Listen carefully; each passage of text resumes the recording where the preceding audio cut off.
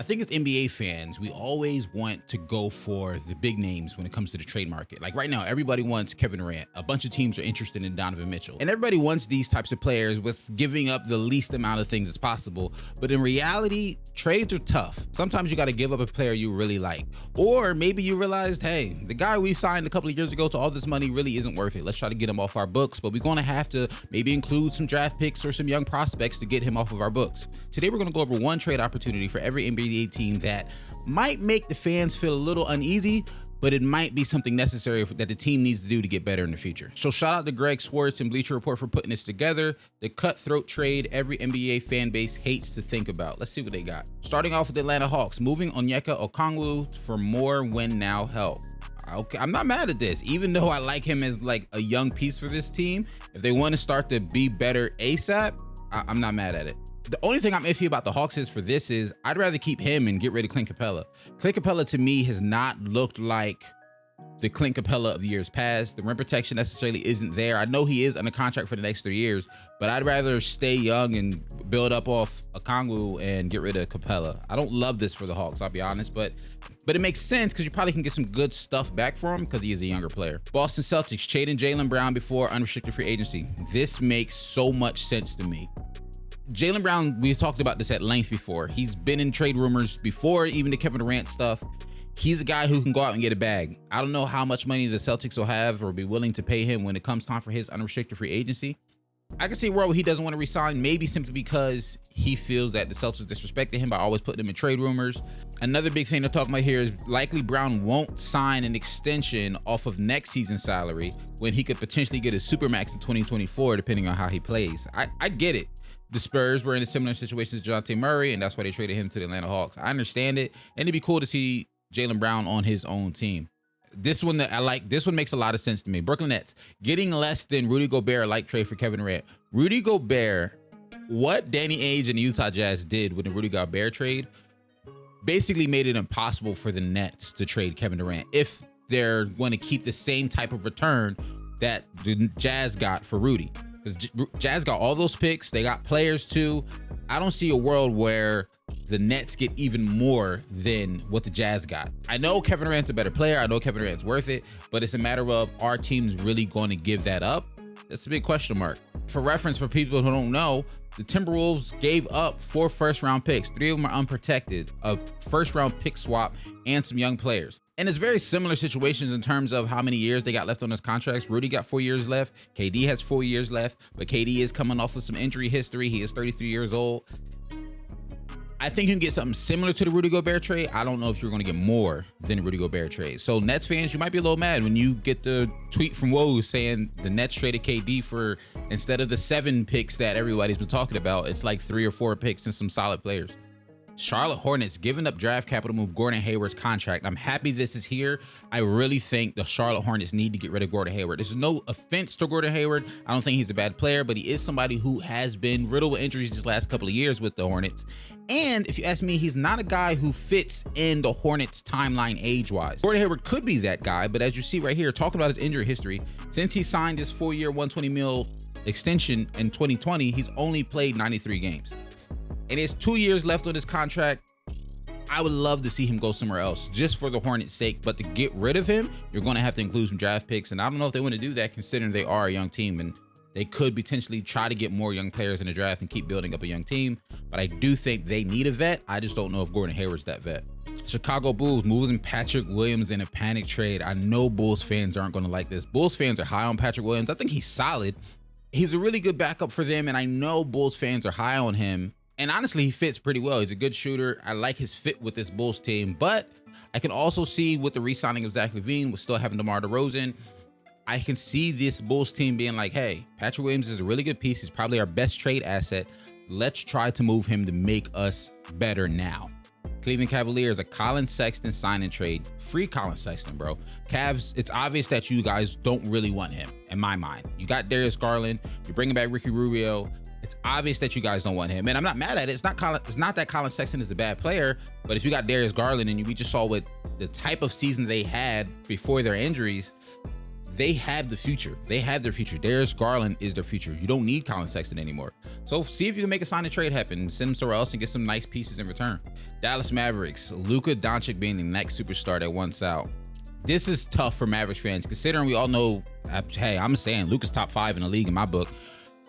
And you got a top 5 guy like this, a young top 5 guy. It's not out of the realm of possibility, especially him seeing the movement of these superstars. He just saw Kevin Durant sign a 4-year and be like, hey, now I want out. It's not impossible to see Luka maybe at the end of this season, sometime during next season, being like, hey, we're not building a championship contending team for real, for real.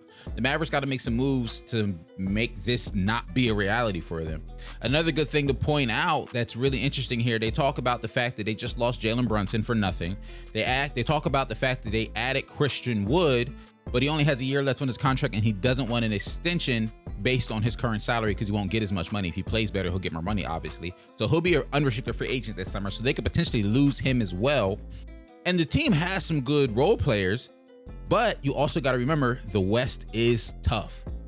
You got and they mentioned it here, the Clippers, the Nuggets, the Pelicans, the Blazers, and the Timberwolves. Like, these teams are only getting better. The West is tough, and Luka's one of the best, so he wants to be a part of a winning team, obviously. Denver Nuggets having to trade Michael Porter Jr. if injury issues persist. That's going to be tough for Nuggets fans because I know Nuggets fans are high on him. Heck, I'm even somewhat high on him. I want to see what he can do. I've heard a lot of hype about him. I've seen him in glances and instances, and we've seen what he can do at times.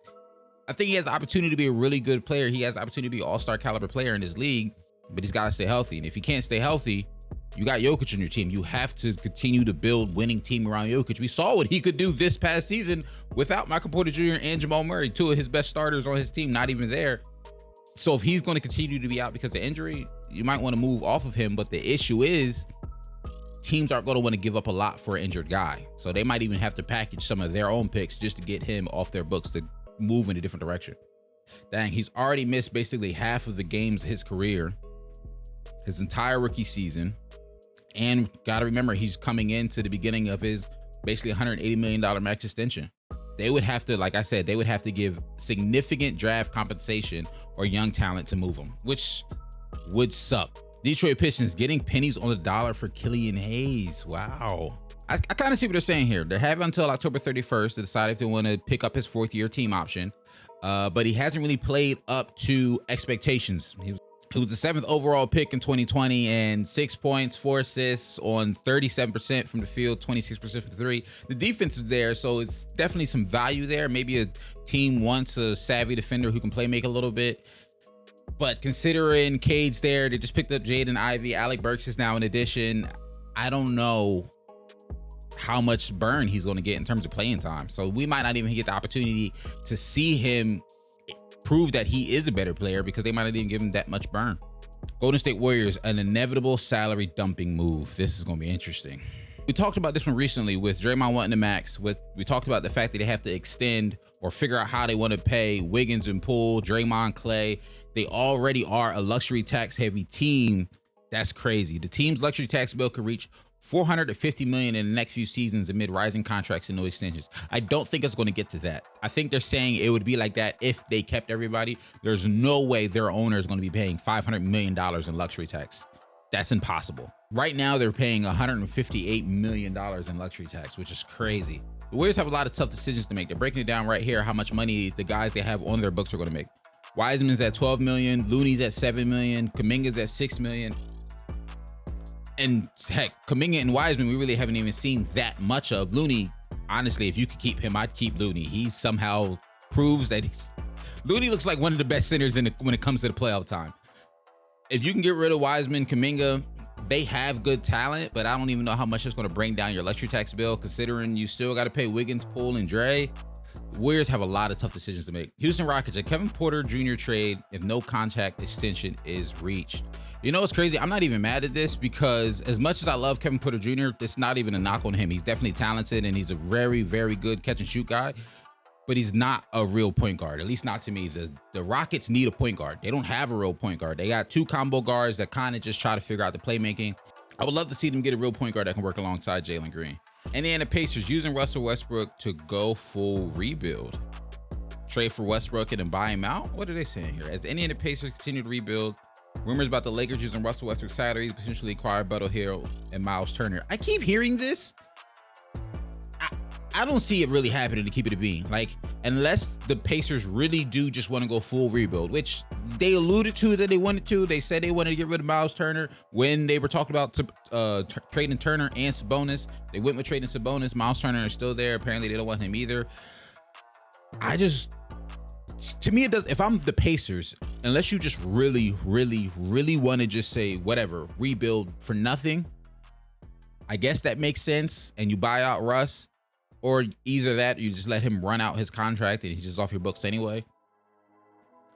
This not isn't much incentive to me if I'm the Pacers. It doesn't make a lot of sense to me if I'm the Pacers. Because also the Lakers don't have a lot of picks, so they're saying it would net them at least one first-round pick. But we all know Lakers don't want to give up, what was it, either the 27 or the 29 pick. The Lakers keep seeming like they don't want to give that pick up, which I kind of understand. Because depending on how LeBron and AD flesh out the rest of their time there, they might be without any picks to continue to rebuild after this current saga of the Lakers. But this doesn't really make a lot of sense to me if I'm the Pacers. I'm just keeping it a bean. Los Angeles Clippers splitting up Leonard and George if title runs fall short in 2023. Hey, we've been talking about these Clippers for the last 3 years. They haven't really done much. I mean, they've been solid. They've made some playoff runs. They've been fun to watch. But because of the injuries between these two guys, they haven't really had an opportunity to make a real championship push and a real championship run. They're kind of in NBA purgatory. This is going to be a big year for them to see what they can really do this year. It sounds crazy to say break them up, but they both still have a whole lot of value. And if you realize you're not really going nowhere, you split them up, you can get a lot of return from them. Sheesh, this team still can't trade a first-round pick until 2028 because remember, they got rid of all those picks in the Paul George trade. So, I mean, if you do split this up, you do blow this up, you get a whole lot of picks back, you get a lot of young pieces back, and you kind of reset. But the Clippers are also, I want to say, in the process of building that new stadium. So maybe you go into that new stadium with young talent, with a new slate, and you just start fresh. Los Angeles Lakers, LeBron James dilemma. Let's see what they got to say about Bron. He was eligible to sign that 2-year extension, which he didn't, which is, I'm not mad at him. I understand it. They're talking about right now, if they go into this season, they're looking at like, if they go into the season as is, they're saying they're looking like a 500-ish team, fighting to stay in the play-in picture. It's really is a really good Western Conference. I get you got Bron and AD. The talent is there for those two, but the rest of that roster is trash. Let's keep it a bean. LeBron could just go somewhere and have essentially choose his next team in free agency in this 2023. The Lakers are in a really, really interesting spot. I don't see LeBron signing an extension because he's already said he wants to play with his son. I think the Lakers are probably just going to run it back. I don't see a world, call me a hater, even though Russ is my guy, but I don't see a world where you trade Russ for different opportunities. And if you don't trade Russ, you're not winning a title. Just keep it a bean. Memphis Grizzlies consolidating young talent to chase a title. The Grizzlies have a lot of really, really, really good role players. That's tough because what we love about them so much is the fact that it's Ja Morant, a bunch of young guys, and a bunch of young, really talented young guys on top of that. I can see a world where, because a lot of these guys, second contracts are going to be coming up. Rookie extensions are going to be coming up. These guys are talented and are going to need to get paid. Look at the issue that the Warriors are coming into when they got to pay their young guys. But the difference is the Warriors win championships, or have just won a championship, I should say, with these young guys. The Grizzlies, on the other hand, I'm not calling them bad by any means. They're a really good playoff team. They were one of the best teams of the West last year. But I don't know if they're championship level yet, because they don't, to me, don't have that bona fide second star. And a perfect world in my mind, that should be Jaren Jackson Jr. He's there defensively for sure, but I need him to take another step offensively to be that bona fide second star alongside Ja. If he can do that, I keep this young team together and we got a really good young team for the future. If he can't do that, I can see a world where you start looking to move Jaren Jackson, you start looking to move Desmond Bane, and you see what you can get on the trade market for him. Miami Heat giving up Bam for Kevin Durant. Didn't we already say this wasn't possible because Bam and Ben Simmons are on those rookie extension deals and you can't have two guys on those rookie extensions on the same team? Okay, they did talk about this. There will be some hoops to jump through, however. The Nets would have to trade Ben Simmons first since he and Bam are on rookie max extensions. This is wild. This would be like a 4-team trade, at least a 3-team trade to get rid of Ben, to then bring on Bam, and then KD goes to Miami. I don't see this happening. Miami, I've said this before, has had one of the worst off seasons. probably the worst offseason in my mind, simply because they didn't do anything. They lost PJ Tucker. Miami Heat fans were telling me, whoa, PJ was old. We didn't really need him. PJ was one of your best defenders last year and an amazing three-point shooter. Well, y'all didn't do anything to replace him, and you didn't do anything else. You brought back Victor Oladipo, which is smooth, it's solid, but you run this same team back, you're not making the finals. You're not coming out the East with this same team. You didn't do anything. The Heat are not coming out the East. Milwaukee Bucks using Brook Lopez as a salary match. Brook Lopez, fan favorite for the Milwaukee Bucks. Honestly, if he was there all season long and healthy, I think the Milwaukee Bucks would have had a better chance of winning the championship. Obviously, they were missing Chris Middleton as well, but Brook, to me, makes a lot of this team go. However, Bobby Portis is showing that he's really valuable as well. I don't know if his defense is on the same level as Brooks, but the shooting is there for Bobby Portis. He's a solid passer. I can see a world where you say, okay, we're starting Bobby at center and Brook, we're using you as a trade piece because he is still a really talented center that can help out some teams. And almost $14 million, you can get a nice little solid piece in return. Minnesota Timberwolves, Jaden McDaniels pricing himself into a trade. This sucks because I like Jaden, but looking at this, it makes perfect sense. Karl-Anthony Towns and Rudy Gobert combined for basically almost $100 million in the 24-25 season. You're going to have to give Anthony Edwards an extension. You just have to. McDaniels only has 2 years left on his contract, which means he would have to get paid basically the same time Anthony Edwards is getting paid. There's not a world where you pick paying McDaniels over Anthony Edwards. You might just go ahead and let him go because you don't have the money to pay him. And depending on how it shapes out, the Timberwolves, to me at least, unless Anthony Edwards takes some crazy leap, aren't a team that's going to want to pay crazy luxury tax. You're not paying luxury tax to keep McDaniels. You're just not. So you move them. New Orleans Pelicans giving up Brandon Ingram and a Kevin Durant trade. I mean, I guess this isn't really like a cringe-worthy one. I mean, I feel like Brandon Ingram is a fan favorite for New Orleans, but if you swap out Brandon Ingram for Kevin Durant, wouldn't you rather have Kevin Durant? That's just me. New York Knicks giving up the farm for Donovan Mitchell. Let's see what they're talking about on the Mitchell trade. I still don't know if this trade is actually going to happen because I feel like if it was going to happen, it would have happened already. Maybe they're pumping the brakes for waiting to see what happens with KD. But to me, Utah and the Knicks, neither of those teams are really in the Kevin Durant sweepstakes. Maybe Utah's holding out to see if another team's that's potentially also interested in KD could be potentially interested in Donovan if they don't get KD. I feel like KD's holding up a lot of trades, to keep it a bean, especially this one, because I think there are some teams that if they don't get KD, they're going to shift their focus to try to get Donovan Mitchell. But considering what Utah got for Rudy, we know Utah's going to want a lot for Donovan. So they're saying the New York Knicks would have to probably draw the line at 4 first-round picks. Anything over that seems like an overpay, especially if you also include some young talent into the deal to match the salary. And it's probably going to be a lot of young talent to match that salary. You have Jalen Brunson, you have Donovan Mitchell. Are you a deep playoff team if that's your team on the Knicks? Probably not, to keep it a bean. But you're going to sell a lot of tickets. It's going to be some fun times in the Garden, and it'll bring some excitement to Knicks basketball again. I get why they would want to do it, but to me, it doesn't necessarily make you title contenders. Oklahoma City Thunder cashing in future picks. This isn't even like crazy to me if I'm a fan of the Thunder, because y'all got so many picks. There's no way y'all really expect to draft that many players. Like, there's no way all those players getting drafted, mainly because I've talked about this before. Too many young players on a team can make that team bad, and then those players get used to losing, and can kind of sort of stunt their growth. I would love to see them cash in some of these picks and get at least a solid veteran. It doesn't have to be some sort of superstar to immediately try to propel them into title contention, but you get some solid veterans with all these picks and just try to continue to grow that team and make it better. Orlando Magic choosing between Cole Anthony and Jalen Suggs. Interesting. Orlando Magic will likely have starting backcourt to Cole Anthony and Jalen Suggs for at least one more season.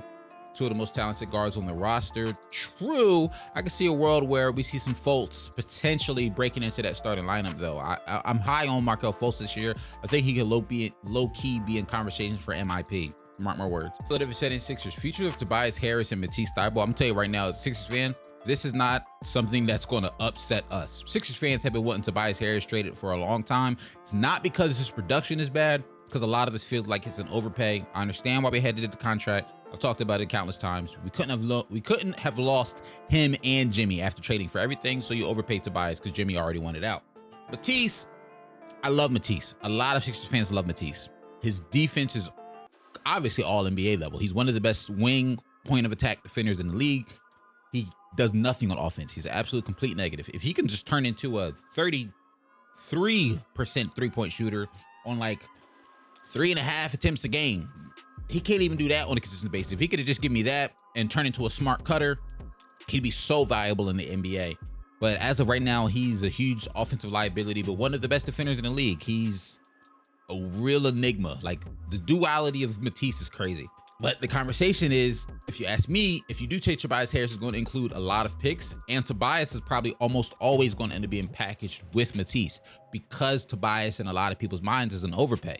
So if a team is trading for Tobias Harris to try to match that money, they're going to want some young pieces with it, whether that be some draft picks or whether that likely be Matisse. I wouldn't be mad at it. It just depends on what we got back for him. That is crazy that Tobias Harris is still our highest paid player. Has 2 years and almost $80 million remaining on his contract. Hey, Suns giving up everything possible for Kevin Durant. I don't think Suns fans would be upset at this. I think this would be, if the Suns did get KD, it would have to be later in the season. It would probably have to include DeAndre Ayton, and DeAndre Ayton can't even get traded till January with his consent, and he can't even get traded without his consent till, I want to say, sometime in either June or July. So it wouldn't even be till next year that this happened. Portland Trail Blazers, Dame time eventually runs out. At this point, to keep it a being, I can see Portland just saying, hey, we're going to keep Dame. Dame's good enough, at least in his prime, to continuously get us to the playoffs. The fans love Dame. Dame wants to be here. We sell a lot of tickets. If they trade Dame, it's just going to be a complete reset. And if they were going to do that, they would have done that already. When they traded CJ, I was like, oh, okay. All right, we hitting the reset. It's finally time to hit the reset for the Portland Trail Blazers. And they stopped it just trading CJ. So I don't see a world where they trade away Dame and reset it just to keep it a being. I get the logic, but I don't see it happening because they haven't yet. We've been saying this for years. Sacramento Kings panic trading Keegan Murray for veteran help. I know Sacramento fans in the Discord is going to be mad at this one because they are really high on Keegan Murray. I think if this does happen, it won't happen this year. It would probably be like maybe a year or two. Let's see what they're actually saying when it would happen. I'm curious. Oh, they're saying Reese like soon. So trade him to get some veteran help during this season to help for a playoff push. I don't think that's the move for them. I think Keegan Murray could be a really nice pick. I think he is a nice pick. I think he's going to be a good fit for him. He was the number 4 pick. And depending on what that veteran leadership is, it's not going to be enough to make you probably more than a play-in team.